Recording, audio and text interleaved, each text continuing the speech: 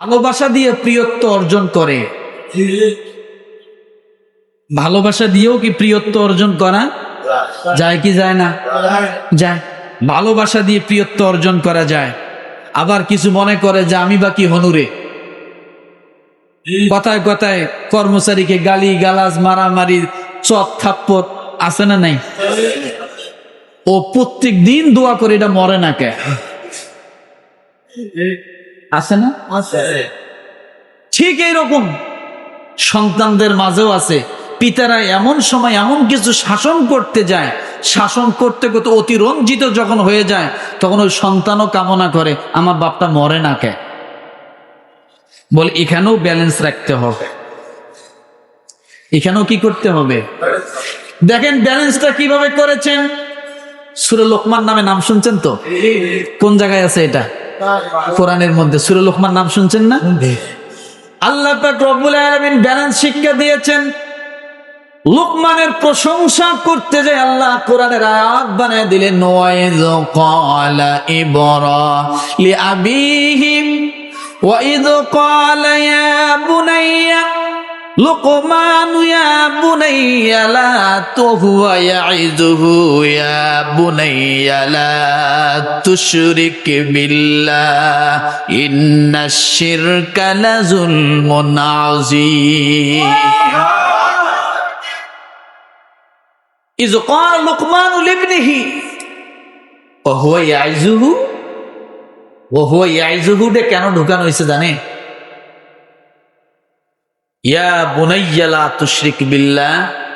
লোকমান আলাইহিস সালাম তিনি সন্তানকে সব সময় উপদেশ দিতেন না। কখন দিতেন?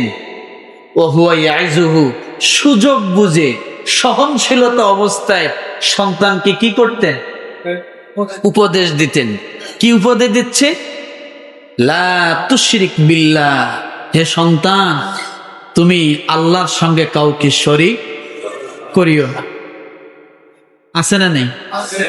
আছে।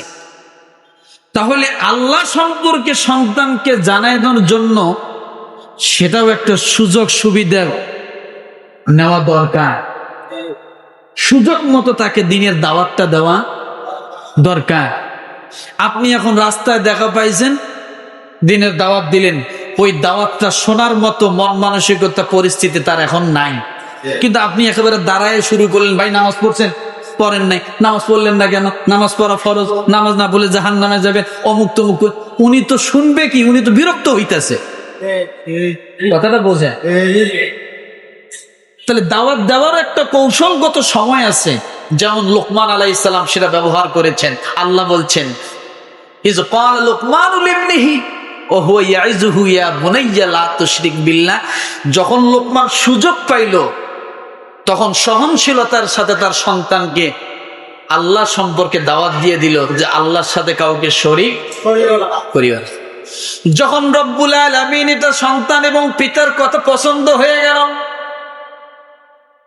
আল্লাহ পাক রব্বুল আলামিন সঙ্গে সঙ্গে এবার পিতার পরিচয় করিয়ে দিচ্ছে সন্তানের কাছে। রে সন্তান তোমরা শোনো, এবার তোমাদের কাছে তোমাদের পিতা সম্পর্কে আমি আল্লাহ পরিচয় করায় দেই। ওয়াসাইনাল ইনসানা বিওয়ালিদাইহি ইহসানা হামালাতুহু উম্মুহু ওয়াহানান আলা ওয়াহনি ওয়া ফিসালুহু ফি আমাইনি আনিশকুরলি ওয়ালিওয়ালিদাই। তাইলে পিতা কার পরিচয় করিয়ে দিচ্ছে? বলেন তো দেখি, সন্তানকে কার পরিচয় করিয়ে দিচ্ছে? আল্লাহর পরিচয় করিয়ে দিচ্ছে পিতা তার সন্তানকে। আর আল্লাহ এবার কার পরিচয় করিয়ে দিচ্ছে? পিতার পরিচয় সন্তানের কাছে করিয়ে দিচ্ছে। ওয়াসাইনাল ইনসান, হে দুনিয়ার মানব সকল, বিওয়ালিদাইহি ইহসান, তোমাদের পিতাদের প্রতি তোমরা কি করো? ইহসান করো, দয়া করো, ভালোবাসো, মহব্বত করো। হামালাতুহু উম্মুহু, আপনি যদি প্রশ্ন করেন কেন করব, আল্লাহ বলেন হামালাতুহু উম্মুহু, তোমার মা তোমাকে গর্ভে ধারণ করেছে অত্যন্ত কষ্টের সাথে। ওয়াহনান আলা ওয়াহনি, মাসের পর মাস তোমাকে পেটে ধারণ করে নিয়ে বেড়াইছে এবং তোমাকে ডেলিভারি করেছে। অফিসালুহু ফি আমাইন, শুধু তাই নয়, 2 বছর তোমাকে দুগ্ধ পান করিয়েছে। কয় বছর? 2 বছর তোমাকে দুধ পান করিয়েছে।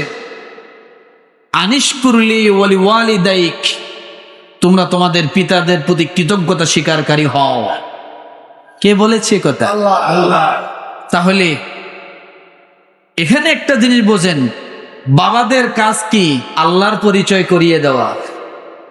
আর আল্লাহ কি করতেছেন? সন্তানের কাছে তার বাবার পরিচয় করিয়ে দিচ্ছেন, মায়ের পরিচয় করিয়ে দিচ্ছে। তা আজকাল দুনিয়ার জমিনে আমরা যেটা দেখতে পাই, এই যে সাম্প্রতিক সময়ে যে একটা ঘটনা আপনারা খুব ভালো জানেন, যে ঢাকায় এক মা 7 দিন আগে মারা গেছে, মায়ের লাশ পচে পোক ধরেছে। আর ঘরটা যদি কেউ দেখে থাকেন তাহলে তো দেখছেন পরিস্থিতি কেমন, মনে হয় যে 2-4 বছরে ওই ঘরে কোনো মানুষ ঢোকে নাই। অথচ মেয়ে তার ওখানে ওই বাসাতেই ছিল, পাশের ফ্ল্যাটেই ছিল।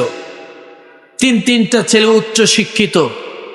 আমি এই কথা বলছি না যে ছেলেরা জেনারেল শিক্ষিত বিধায় মায়ের এই অবস্থা, বলেন না। আমি তো এই কথাটা বোঝানোর জন্যই বললাম যে একটা নবী, তার ঘরের সন্তানও অনেক সময় ভালো হইতে পারে, খারাপও। নূহ আলাইহিস সালামের ছেলে খারাপ ছিল না? কথা বলেন। নূহ আলাইহিস সালামের স্ত্রী খারাপ ছিল না? ছিল। তাহরিম পড়েন 28 নম্বর পারা শেষ পৃষ্ঠার দিকে আপনি যান, আল্লাহ তাআলা 2টা নারীর কথা সেখানে বলেছেন উত্তম, এবং 2টা নারীর কথা বলেছেন নিকৃষ্ট। যে নিকৃষ্ট 2টা নারীর কথা বলছেন, 2 জনের স্বামী হলেন নবী। 2 জনের স্বামী কি? নবী। আর যে 2টা উৎকৃষ্ট নারীর কথা বলেছেন, 2টা নারীর স্বামী হলেন কাফের। তাহলে উৎকৃষ্ট মহিলার স্বামী কি আর নিকৃষ্ট মহিলার স্বামী কি? তাহলে এখান থেকে বোঝা গেল, আলেম হলেই যে ছেলেকে আলেম হতে হবে এমন কথা, হাজি হলেই যে ছেলে হাজি হবে এমন কথা, নবী হলেই যে সব ছেলেরা নবী হবে এমন কথা না। এটা সম্পূর্ণ ম্যাটার করে ওই ব্যক্তির উপরে। কার উপরে? ব্যক্তির উপরে। ইব্রাহিম আলাইহিস সালাম একটা মূর্তি পূজকের ছেলে হওয়ার পরও আল্লাহকে কিভাবে বেছে নিয়েছে, আল্লাহকে কিভাবে খুঁজে পাইছে, সূরা আরাফের মধ্যে পড়ে দেখেন কিভাবে খুঁজে পাইছে।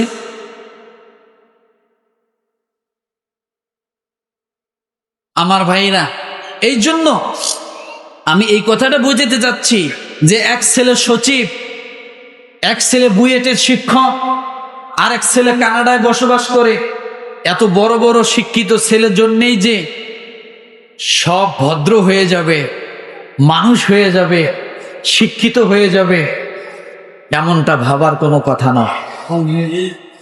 মানুষ আর মানুষত্ব সম্পূর্ণ আলাদা, শিক্ষাটা হলো আলাদা জিনিস। অনেক সময় বিভিন্ন গাড়ির পিছনে লেখা দেখা যায়, শিক্ষায় জাতির মেরুদণ্ড। আছে না নাই? বর্তমান সময়ে দেখা যায় শিক্ষায় জাতির সবচাইতে দুর্নীতির মেরুদণ্ড। যে জাতি যত শিক্ষিত, ওই জাতির কাছে দুর্নীতি তত ভয়ঙ্কর। রাগ করলেন? শিক্ষিত হলেই যে মানুষ হওয়া যায় তা কিন্তু না। আর মানুষ হওয়ার জন্য একটা শিক্ষার কথা আল্লাহ আলাদা বলছেন। বলবো? আমার কথা বলছি।